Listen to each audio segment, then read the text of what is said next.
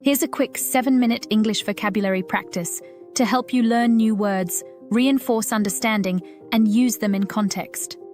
Minute 1 to 2. Review and learn. Choose 5 new words you want to learn. If you don't have a list already, you can grab a few from a dictionary app or a word of the day feature. Look at the definitions and an example sentence for each one. Try to pick words that are relevant to your daily life or interests so they'll be easier to remember. Minute 3. Synonyms and associations. For each word, list 1 or 2 synonyms or associated words to create mental connections. For example, if the word is exquisite, you might add beautiful or elegant as synonyms. Minute 4. Create quick sentences. Use each word in a simple sentence. Make these sentences as relevant as possible to your own life.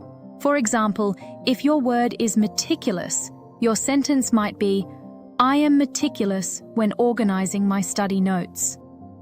Minute 5. Say the words out loud. Pronounce each word and sentence out loud.